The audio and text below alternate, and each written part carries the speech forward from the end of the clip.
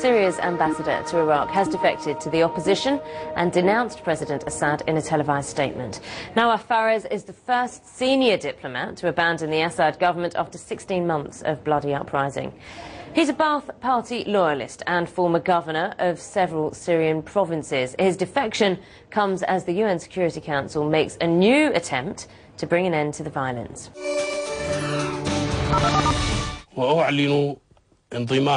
I announced that I'm joining the revolution of people in Syria, which is my normal place during the difficult circumstances that Syria is going through. And I also call on all the free and honorable people of Syria, and especially the military, to immediately join the revolution and defend the homeland and the Syrian citizens.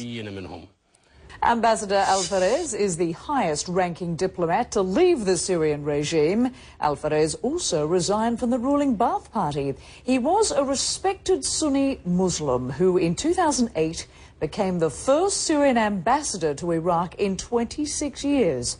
Last week, top Brigadier General Manaf Talas also defected. He was a close friend of President al-Assad and the son of a former defence minister.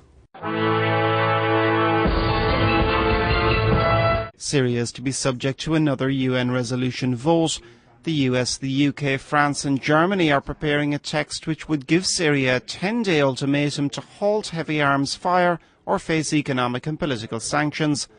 Russia has also tabled a motion to extend the mandate of Kofi Annan's observer mission by another 90 days.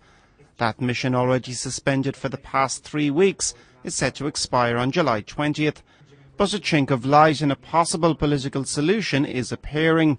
When questioned in Geneva about the possibility of Assad naming someone to negotiate a transition, Annan said the Syrian leader was forthcoming.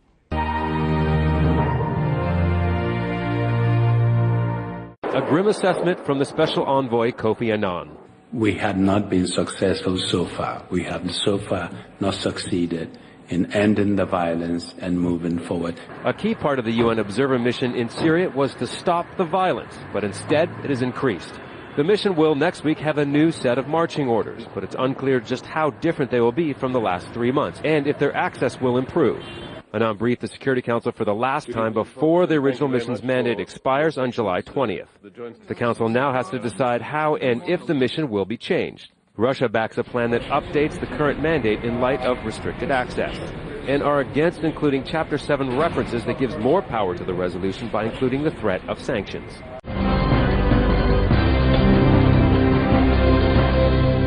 U.S. Ambassador to the UN, Susan Rice, argued a binding resolution must be in place before an extension is granted for the current mission known as UNMISS. Of UNMISS without the Council being clear that it's prepared to put the full political weight that we have behind these observers on the ground and behind implementation of the Annan Plan is insufficient.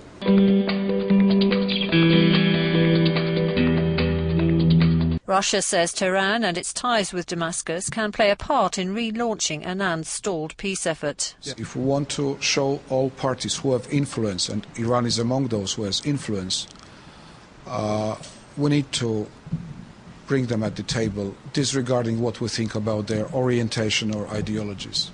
Although the 15-member council is agreed that Syria must face consequences if it doesn't comply with Annan's plan, it remains deadlocked over what those consequences might be.